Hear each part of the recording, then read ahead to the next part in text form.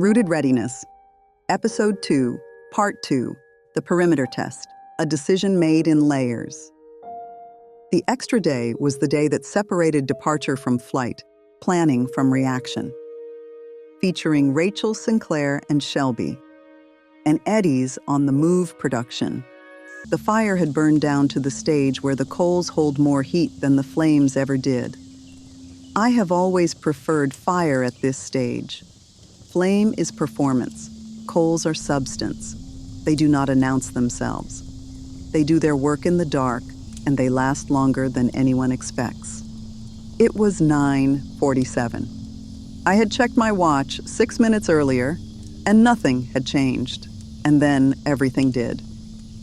Shelby moved first.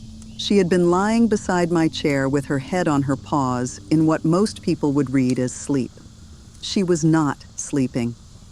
She was in the state I had come to think of as her low-power surveillance mode, where her body conserves energy, but her senses remain active at a threshold that is lower than mine and faster than mine, and operates on inputs I will never fully catalog.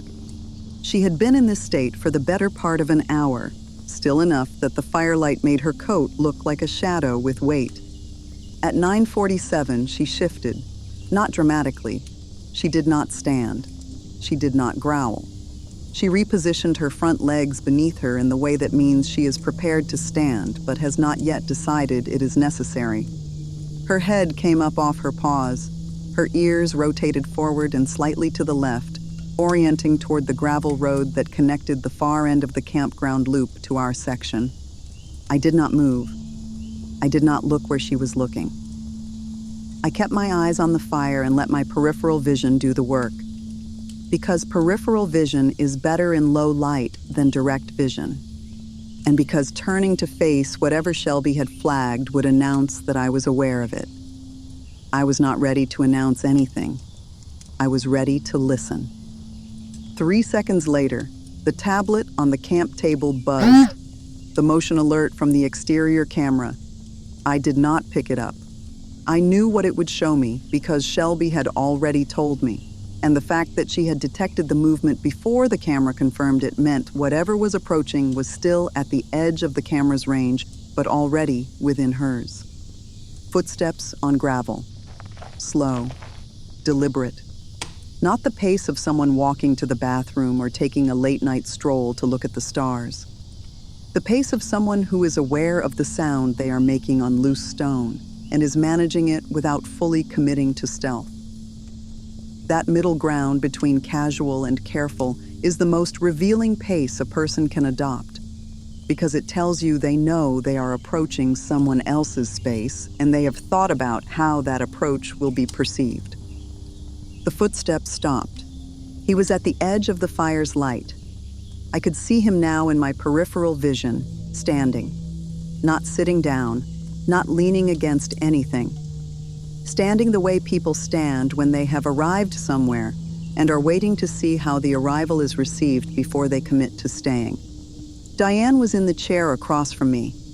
I felt her body shift, the small intake of breath that precedes speech in someone who has been startled and is about to fill the silence with a question or a greeting or the reflexive social noise that humans make when an unexpected person enters their space. I know that intake. I have heard it in boardrooms when someone walks in who was not on the agenda, and the first person who speaks in that moment gives up the room. I put my hand out, not toward Diane, between us, a gesture that occupied about 4 inches of space and carried the full weight of every negotiation I have ever sat in, where the first person to speak lost the advantage. Diane saw it. She closed her mouth. The breath she had taken stayed inside her, and the silence stayed intact. I let the silence hold. 1 second, 2 seconds, 3 seconds. The fire cracked, and a coal shifted, and a small cascade of embers lifted and died. And in the light they produced, I got my first clear look at him. Mid-40s maybe, hard to tell in firelight, which is generous to some faces and ruthless to others. His was the kind of face that firelight made harder, lean, not thin from deprivation, but lean from the kind of life that does not involve sitting at a desk. He was wearing layers that were practical and not new, and his hands were at his sides in a position that was technically relaxed, but occupied the specific zone between open and ready that tells you a person has thought about what their hands communicate. I had seen his hands from the cameras when he filled the water jug. At the spigot, they had been efficient. Here, by my fire, they were deliberate. Not the same thing. He had not spoken. He had walked to the edge of a stranger's campfire in a half-empty campground at 9:47 at night, and he was standing there without explaining why. And the silence was now his silence because I had refused to break it, and Diane had followed my lead. The social contract says that the person who arrives uninvited carries the obligation to explain the arrival. If I spoke first, I would be releasing him from that obligation. I was not interested in releasing him from anything. Shelby was on her feet now. She had risen from her position beside my chair in a motion so fluid it barely registered as a transition. She was not between me and him. She was beside me, slightly forward, in a stance that was not aggressive, but was unmistakably present. Her eyes were on him. Her body was still. The stillness of a creature who has identified something that requires her attention and is waiting for more information before she decides what kind of attention it requires. He looked at Shelby. Then he looked at me. "Good evening," I said. 2 words. I chose them the way I choose every opening line in a negotiation. Not for warmth, not for hostility, but for control. Good evening is a complete social unit. It acknowledges the person's presence. It does not invite conversation. It does not ask a question. It places the next move squarely on them, and it does so with a courtesy that cannot be criticized. You cannot be offended by good evening. You can only respond to it, and how you respond tells me everything I need to know about what you came here to do. "Evening," he said. 1 word to my 2, matching my register but not my completeness. He had dropped the good, which could mean nothing, or could mean he was not willing to concede that the evening was good, or could mean he was the kind of person who trims language to its minimum because he treats words as expenditure. Any of those readings told me something. None of them told me enough. The silence returned. I let it. He looked at the fire. Not at me, not at Diane, not at Shelby. At the coals. And the fact that he chose to look at the fire rather than at the 3 living beings around it was either a gesture of non-threat or a performance of one, and I was not yet able to distinguish between the 2. "Saw your fire from over there." He moved his head slightly, indicating the direction of his truck camper, though the gesture was unnecessary because everyone in this campground knew where everyone else was parked. "Been quiet out here." "It has," I said. 2 words again. I was not going to give him more than he gave me. This is a principle I learned in my 20s, sitting across from executives who thought silence was something to be filled rather than something to be used. The person who speaks less in an exchange controls the exchange because every word the other person adds is a word you can learn from and a word they cannot take back. Diane had not moved. I was aware of her the way I am aware of the GMRS radio when it is silent, present, receiving, not transmitting. She had understood my hand signal, and she had maintained it, and the discipline of that restraint told me more about her crisis instincts than any conversation we had shared over the past 10 days.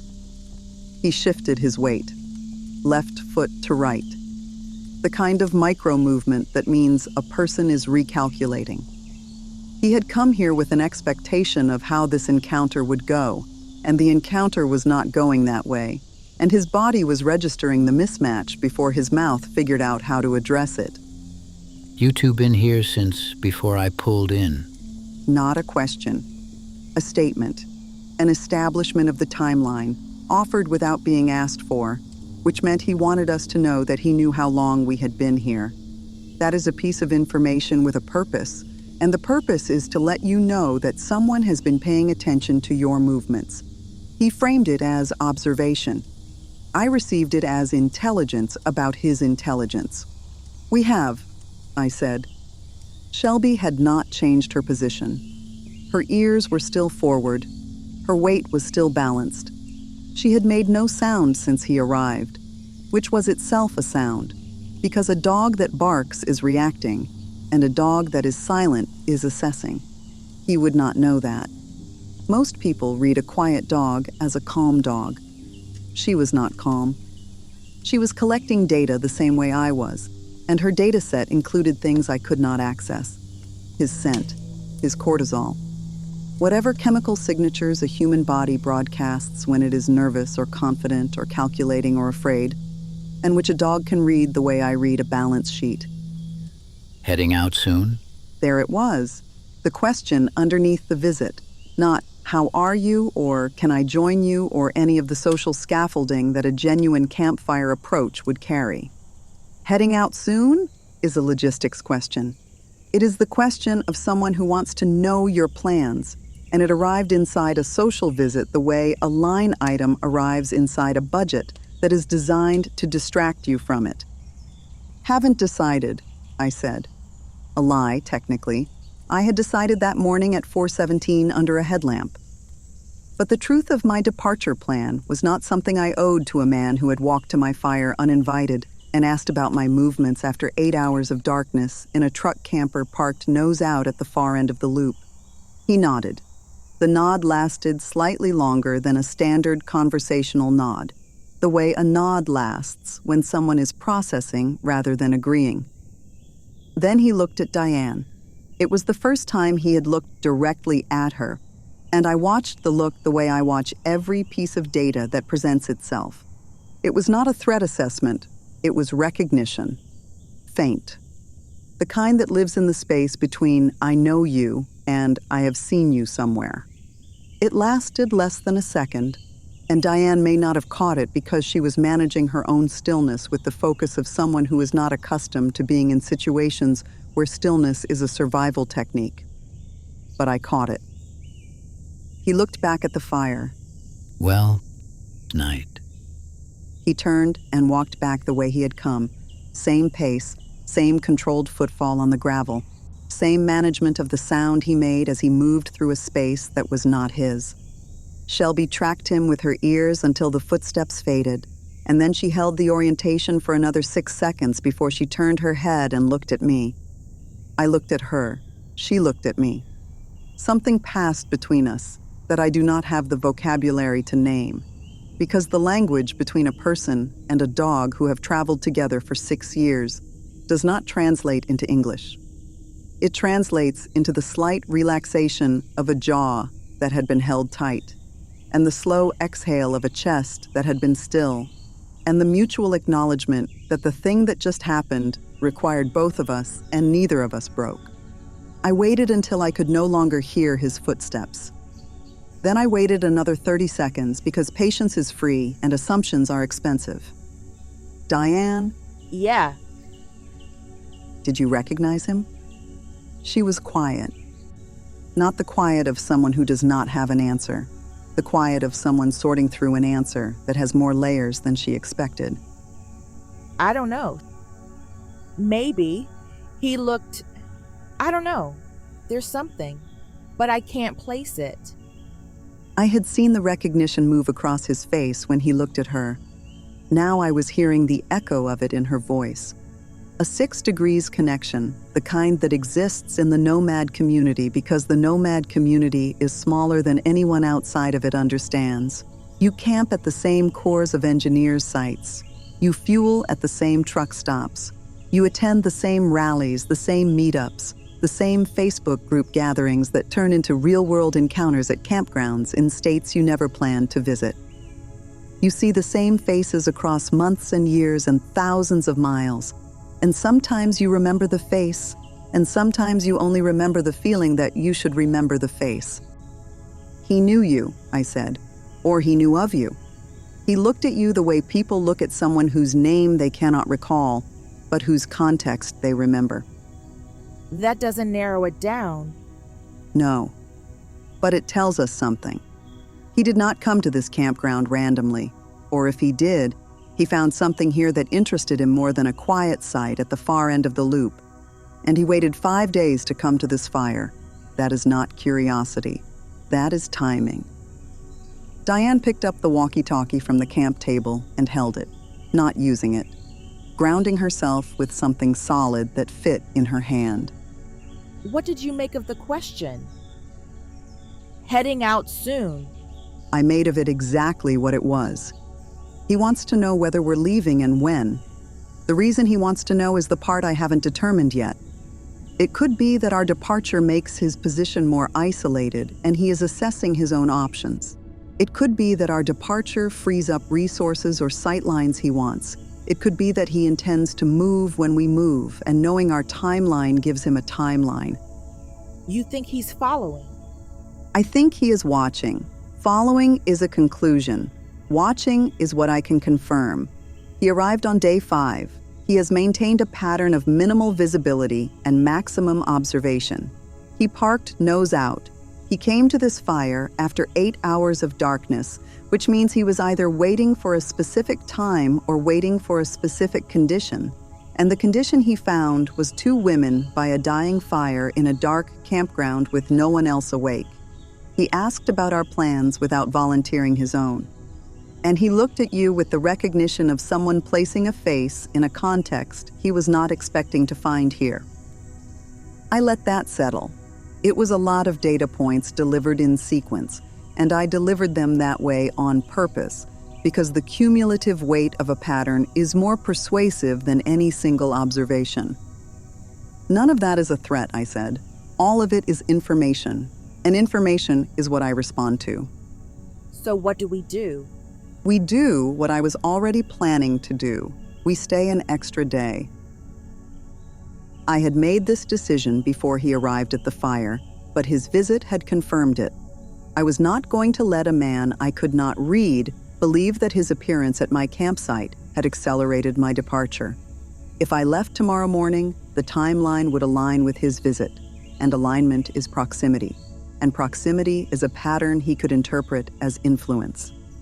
He came to my fire and asked when I was leaving, and then I left. That sequence tells him something I do not want him to know, which is that his presence changed my calculation. It did not. My calculation was made at 4:17 this morning, and his visit at 9:47 this evening did not alter it. But the optics of the timeline would suggest otherwise, and I do not give people information I have not chosen to give them, even when the information is false. 1 extra day. 24 hours of additional observation. Time to check the pop-up in the dark, which we were still going to do tonight after the campground settled. Time to watch whether his pattern changed after the visit. Time to let Diane reach her decision about the convoy without the pressure of a departure that felt like flight. And time to demonstrate something to the truck camper if he was watching. That Rachel Sinclair does not adjust her schedule because a stranger asked about it by firelight.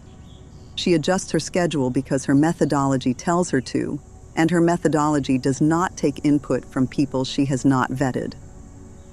1 more day, I said. We observe, we prepare, we check the pop-up tonight, and in the morning, you tell me whether you're coming or staying, not because of him, because of you. Diane nodded. She understood the distinction, and I could see that she was relieved by it. The decision about the convoy was hers to make on her own terms, and I was not going to let the truck camper's visit contaminate that decision by turning it into a reaction instead of a choice.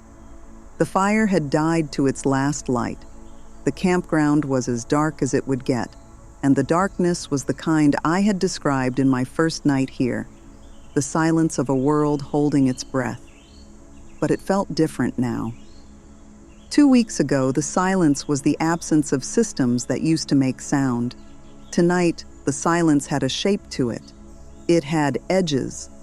It had the weight of a man walking back to a truck camper in the dark, and a door that had opened on a pop-up with no one inside it, and a town 11 miles east that was discussing which roads belonged to whom. I stood up. Shelby stood with me. Diane stood last, and the order in which we rose was the order in which we would walk to the pop-up camper. Me first, Shelby beside me, Diane behind with the flashlight she would not turn on until I told her to. "Ready?" I said. Ready. We left the dead fire and walked into the dark, and the dark received us the way it receives everyone who enters it with intention, quietly, completely, without telling us what it held. The pop-up was 40 yards from our site. In daylight, 40 yards is a casual walk. In the dark, with no flashlight and no moon and the kind of rural darkness that reminds you how much of your confidence depends on being able to see the ground, 40 yards is a commitment. I walked it by memory. I had studied the campground layout enough times in the Atlas sketch and on the camera feeds that my feet knew where the gravel gave way to grass and where the grass gave way to the packed dirt of the pop-up's pad.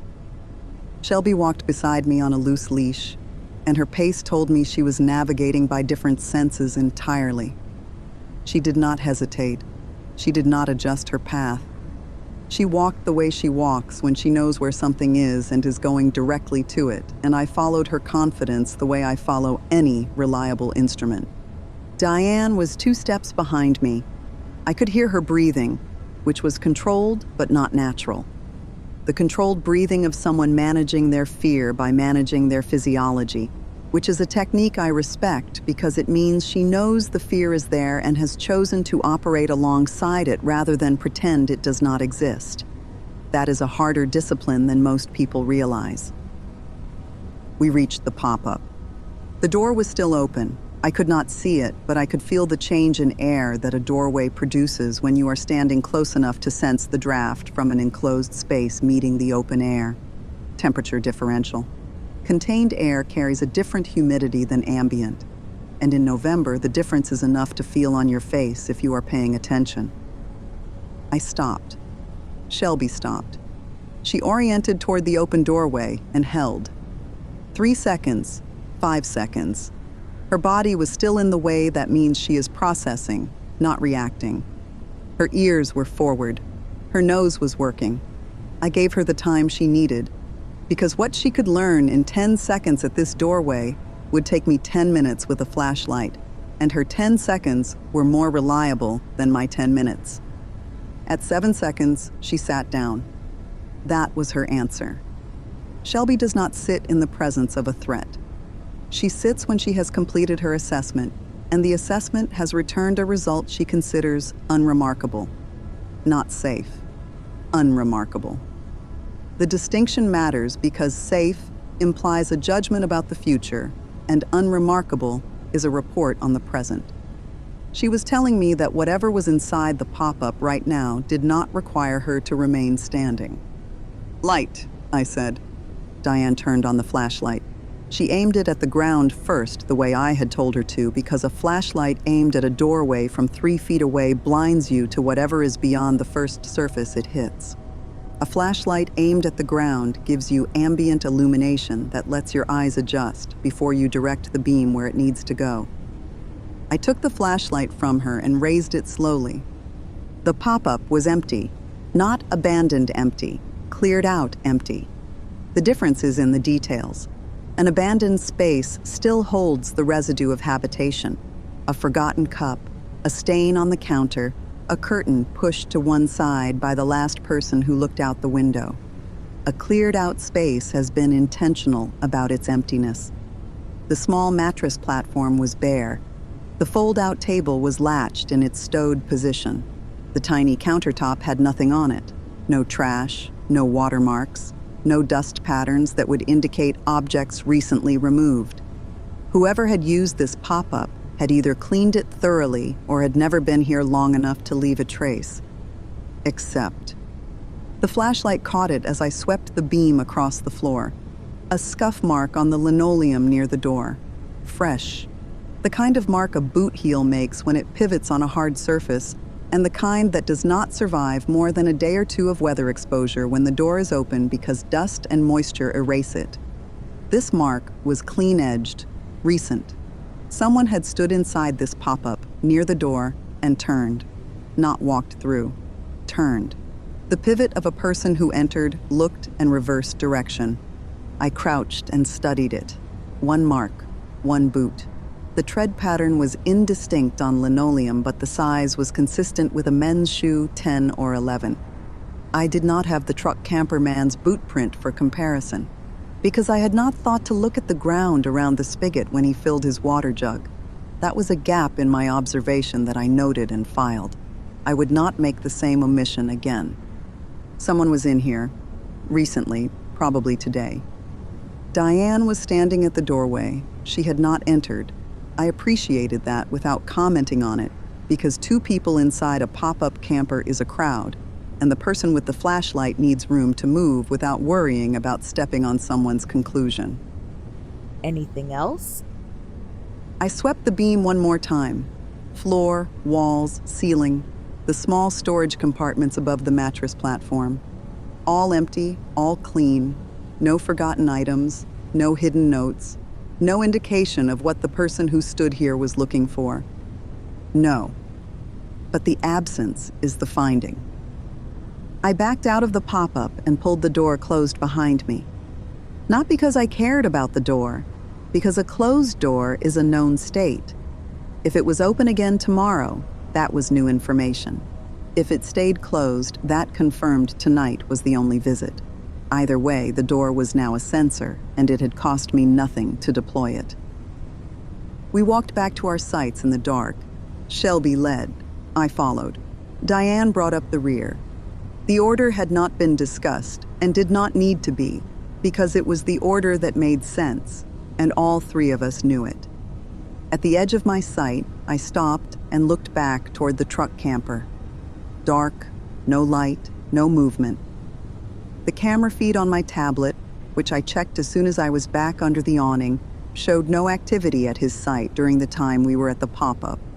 He had either slept through our movement or chosen not to respond to it. I did not know which. Both were possible. Neither was comforting. "Get some sleep," I said to Diane. Walkie is on Channel 7 if you need me. "Channel 7, Privacy 14. Yes. She walked to her van. I watched her go inside and heard the click of the lock. Good. A locked door is the first filter. It does not stop someone who is determined.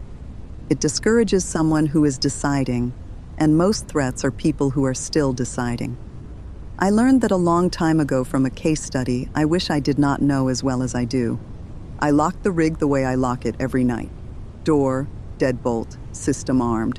The cameras were already running. Shelby was already in position. The door alarm and the interior motion sensor were active, which meant that anyone who came through that lock would announce themselves to the electronics before they announced themselves to me, and the electronics would give me the seconds I needed. Seconds matter. Every layer in this system exists to create them, and what I do with those seconds is a decision I have already made and do not need to make again under pressure. Shelby took her spot on the floor mat by the bedroom doorway. I sat at the dining table with the tablet and the notebook and the atlas and the walkie-talkie and the low light from the headlamp I keep at the table for exactly these hours when the overhead lights would announce my wakefulness to the campground. I wrote, 10:41, pop-up door open. No vehicle. No visible occupant. Wind negligible. Door at 90 degrees to frame, indicating force, not drift. 11:08, truck camper occupant at spigot, 4 minutes visible. Deliberate avoidance of looking toward pop-up. Neck angle confirms intentional sightline management, 21:47. Truck camper occupant approached fire ring on foot. Uninvited. Shelby alerted before camera. Occupant asked about departure plans. Brief exchange. Did not volunteer his own plans. Looked at Diane with faint recognition. Left after approximately 3 minutes. 22:30. Pop-up interior inspection. Empty. One boot scuff near door. Fresh. Men's size 10 or 11. Space cleared intentionally. No personal items. Door closed as control measure. I stared at the notes. 4 entries. 4 data points. None of them constituted a threat.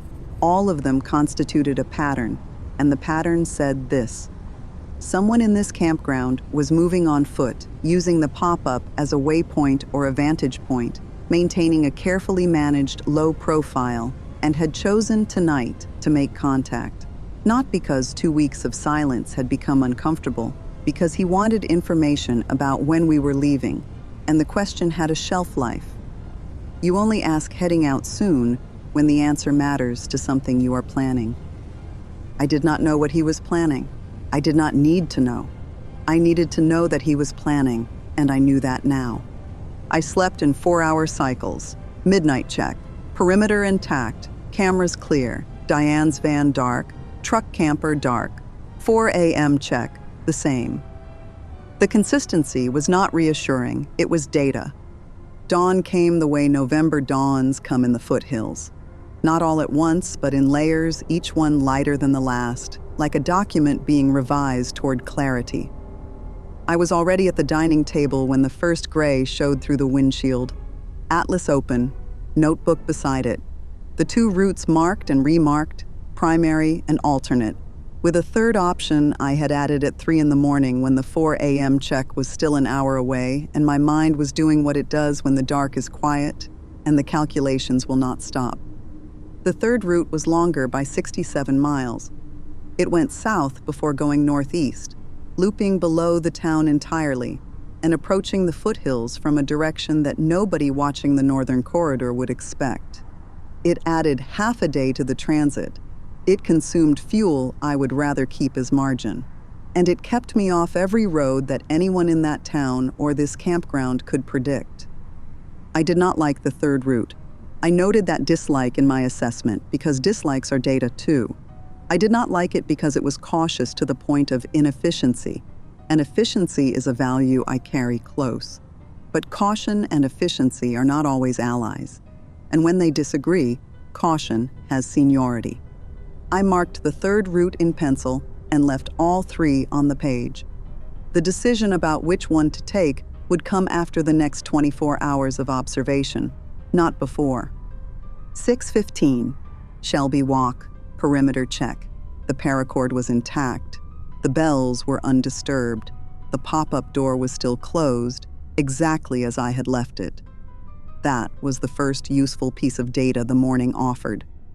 Nobody had returned to the pop-up overnight. Either the person who opened it yesterday had gotten what they needed in a single visit, or they had seen the door closed and understood that the closing was a message. I was comfortable with either interpretation. The truck camper was where it had been for 10 days. Nose out, curtain drawn, no activity. His pattern of late emergence suggested he would not be visible until mid-morning. But patterns are descriptions of the past, not guarantees of the future, and I did not assume today would look like yesterday. The retired couple's fifth wheel showed the first sign of change I had observed in their routine. The awning was retracted. It had been out for the full 2 weeks of my stay, rolled out each morning and left in place overnight. A retracted awning on a fifth wheel is a pre-departure indicator. You stow what is external before you stow what is internal, because the external items are the ones that suffer if you forget them and start driving. They were thinking about leaving, or they had decided to leave and were beginning the slow, methodical process that experienced RVAers follow when they are breaking camp. I filed it. Their departure would change the campground's population and its dynamics. Fewer eyes, fewer witnesses, fewer people whose presence creates the ambient pressure that keeps everyone in a shared space accountable to basic social norms. A campground with 4 occupied sites operates differently than a campground with 3, and a campground with 3 operates differently than a campground with 2. I completed the loop and returned to the rig, coffee, fire ring, the routine that is the scaffolding, 7:02. Diane's van door.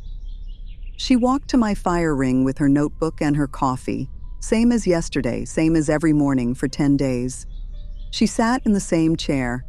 She opened the notebook to a page that had writing on it, and I could see from the density of the marks that she had been up longer than her emergence time suggested. She had been writing in the van, working through her decision the way she worked through everything, with data and logic and the disciplined refusal to let emotion overrule analysis. She did not make me wait. "I'm coming," she said. I nodded. I did not say good or I'm glad, or any of the words that would have turned her decision into something she had done for me. She had not done it for me. She had done it for herself, after a night of running the same calculations I had been running, and she had arrived at the same conclusion. The campground was stable but not sustainable. The road was uncertain but navigable, and the community forming in the foothills was worth the risk because the alternative was waiting for the math to stop working in a place where the math was already showing its margins. "Convoy," she said. My van, my fuel, my supplies. Convoy. "And if one of us can't continue?" Then we reassess, together if possible, independently if necessary. Same terms as the partnership here. Either one of us can end the arrangement at any time. She wrote something in her notebook. I did not ask what. Her notes were hers the way my notes were mine. And the privacy of a person's calculations is a boundary I do not cross because I know what it feels like when someone crosses mine. "When?" she asked. Tomorrow, first light. Today we prepare, we observe, and we stow. The extra day is not optional. She understood.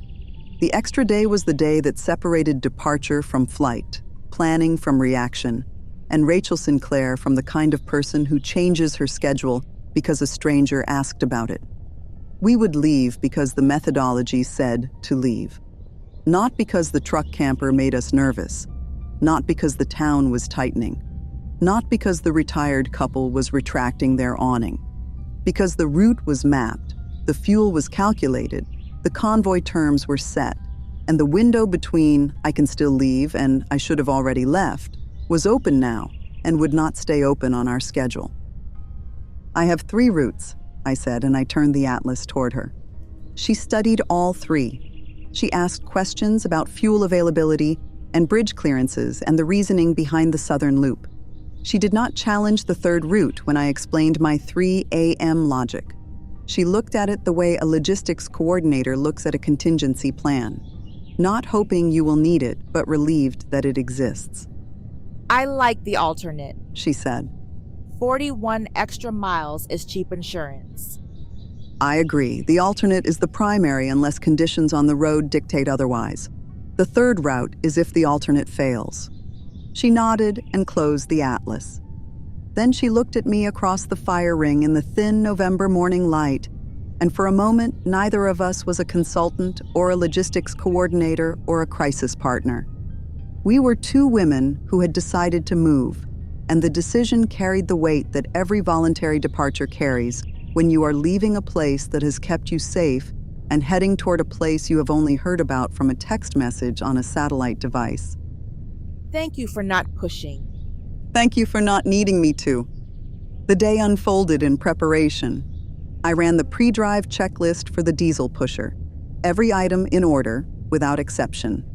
Tire pressure, fluid levels, tow bar connections inspected and cleaned, the Meridian dish secured in its transit position, electric bike locked down in the exterior compartment, camera system set to internal Wi-Fi only, the exterior units powered down and stowed, because cameras on a rig in transit are weight without function, and I do not carry weight without function.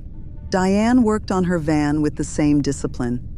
I could hear her through the campground's quiet, the sound of compartments opening and closing, of items being rearranged with the particular rhythm of a person optimizing their space for movement rather than habitation.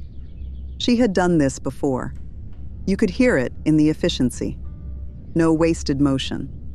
No pauses that suggested uncertainty about where something went. The truck camper did not emerge all day. I logged that. 11 hours of no visible activity following a nighttime visit to my fire ring. He was either sleeping, or he was watching from behind the curtain, or he was gone and had left so quietly that neither I nor Shelby nor the cameras had registered his departure. The 3rd option was unlikely but not impossible, and I checked the camera archive for the overnight hours to be certain. No movement at his sight between his return from my fire and the current frame. He was there. He was just not showing himself. The retired couple completed their departure at 2:14 in the afternoon. They pulled out slow, the way people pull out of a place they have stayed long enough to develop feelings about. The woman waved from the passenger window as the fifth wheel passed my sight. I waved back. The man drove with both hands on the wheel and his eyes on the road, and the focus of someone who has made a decision he is not entirely sure about, but is committed to following through. I watched them go. Shelby watched them go. The campground absorbed their absence the way a room absorbs the departure of the person who was holding the conversation together. Something shifted, not the physical space, the social space. The fifth wheel had been a presence that said normalcy to anyone who looked at the campground, and its absence said something else. 3 sites occupied now: my rig, Diane's van, the truck camper. The geometry had changed. I spent the final hours of daylight at the camp table with the notebook, not writing observations, writing the operational plan for tomorrow's departure. Departure time. First light, approximately 06:30. Order of movement. Diane leads in the van. I follow in the diesel pusher with the Tahoe in tow. The lighter, faster vehicle goes first because if the road ahead presents an obstacle, the vehicle that can stop quickest and turn easiest should encounter it first. I do not put 40 feet of motorhome at the front of a convoy on uncertain roads. Spacing. Visual range, roughly a quarter mile, close enough to see each other's brake lights, and far enough that a problem at the front does not become a problem at the rear. Communication. GMR, S primary. Walkie-talkie backup. Spot for emergencies if both radio channels fail. Check-in intervals. Every 30 minutes on the GMRS, confirmed with a double click if conditions make voice transmission unwise. I wrote it in the notebook. Then I tore the page out and walked it to Diane's van. She read it standing in her doorway, the same way she read everything I gave her.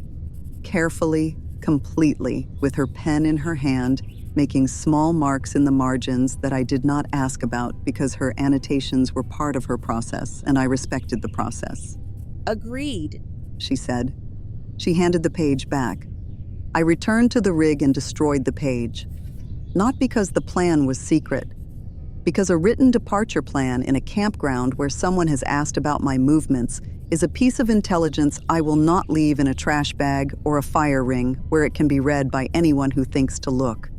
I burned it in the fire ring with the last of the evening's kindling and watched the paper curl and blacken until there was nothing left but ash and the memory of what it said. Last night, in the campground. I sat outside with Shelby as the light failed, not by the fire this time, but in the camp chair positioned between the rig and the Tahoe, where the shadows were deepest and my silhouette was hardest to read from any other sight. I was not hiding. I was choosing my visibility the way I choose everything, with intention. The truck camper was dark. It had been dark all day. Tomorrow morning when we pulled out at first light, he would either watch us go or he would not. And either way, our departure would give him information he had asked for 2 nights ago. That was unavoidable. But the 24-hour delay meant the information arrived on my schedule, not on his question's schedule. And that distinction mattered to me, even if it mattered to no one else. Diane's van was quiet, a single light through the curtain, the kind that comes from a headlamp or a booklight. She was awake. She was preparing in whatever way a person prepares for a morning that will change the shape of their life for the foreseeable future. I did not disturb her. Preparation is private. The pop-up door had remained closed all day. Whatever it had told me, it had finished telling me, and the rest of the story would unfold on a road I had not traveled yet. I looked at the campground one last time, the sites I had memorized, the sightlines I had mapped, the reservoir I had never walked to for pleasure because pleasure had not been the currency of these 2 weeks. Safety had been the currency, information had been the currency. Discipline and patience and the slow accumulating weight of observations that add up to a picture you did not ask to see but cannot unsee once you have assembled it. This campground had been good to me. It had given me water and space and the time to build a partnership with a woman I had not expected to meet. It had given me a rhythm that kept me upright when the world outside its perimeter was losing its own. I do not take those gifts lightly, and I do not leave them without acknowledgement, even when the acknowledgement is silent and the only witness is a dog who already knows everything I am feeling because she felt it first. "Tomorrow, girl," I said. Shelby leaned into my leg, not a response to the words, a response to the shift in my body that told her the waiting was almost over and the moving was about to begin. She has always preferred moving. So have I. The difference between us is that I need a plan and she needs a leash, and both of those were ready. I went inside. I did not set an alarm. I would be awake before it mattered. 4:11. The dark had the weight I had described 2 mornings ago, but it sat differently now. Not the weight of planning, the weight of execution. Everything that could be decided had been decided. Everything that could be stowed had been stowed. Everything that could be checked had been checked, double-checked, and logged in a notebook that would ride in the cab beside me for the next 2 days. I dressed in the dark. Shelby was already at the door. The campground was silent. The truck camper was a shape against a slightly lighter sky. The pop-up was a smaller shape, door closed, uninhabited, holding whatever secret it had held and offering nothing more. Diane's van showed no light, but when I keyed the walkie-talkie twice, the double click came back in 3 seconds. She was awake, she was ready. I did the final walk, not the full perimeter, the abbreviated version, rig exterior, tow bar connections, tire visual, Tahoe lights and brake test. The diesel pusher started with the deep, patient rumble I have heard 1,000 times and which still sounds to me like a promise being kept. The engine does not care about the world outside. It cares about combustion and compression and the turning of parts that were designed to turn, and it will do its work regardless of whether the infrastructure that built it still functions. I find that reliable in a way that most things are not. Diane's van started 30 seconds after mine. I heard it through the rig's cab, a smaller engine with a different voice, but the same message. Ready. Moving. Committed. She pulled out first, as planned. I watched her brake lights trace the campground loop toward the exit. And then I followed. And the 40 feet of diesel pusher and the flat-toed Tahoe rolled over the gravel with the sound of a decision being executed rather than a place being fled. I did not look at the truck camper as I passed it. Not because I was not interested, because looking would have been for him, and this departure was not for him. This departure was for me and for Diane, and for the coordinates marked in pencil on a page of the trucker's atlas, and for the woman in East Tennessee who had sent a message that said, "Room for capable people," and meant it. The campground gate was open, the way it had been open since I arrived. No camp host, no fee station, no authority to check us in or check us out. We passed through it the way we had passed through every threshold of this experience. On our own terms, with our own resources, in our own time. First light was breaking to the east as we turned onto the county road. The sky was doing that thing it does in November in the foothills, where the clouds sit low and the light comes through sideways, and everything looks like it was painted by someone who understood that beauty does not require permission from the circumstances. Diane's van was a quarter mile ahead, steady speed, steady line. The GMRS crackled once, and her voice came through clean. On the road. On the road, I confirmed. Shelby was in the passenger seat, watching the windshield with the alertness she reserves for mornings when we are moving with purpose. Her ears were forward. Her body was still. She was reading the road ahead of us with whatever instruments she carries inside that compact, serious frame, and I trusted her reading the way I trusted the atlas and the fuel gauge and the plan I had written and burned and memorized. The campground disappeared behind us. The county road stretched ahead. 2 lanes, tree-lined, empty in both directions as far as I could see. The road between here and there was still a road. We would find out for how long. End of episode 2. Rooted Readiness fiction series, an Eddie's on the Move production, preserved in motion. Episode 3, coming soon. The road doesn't stay empty.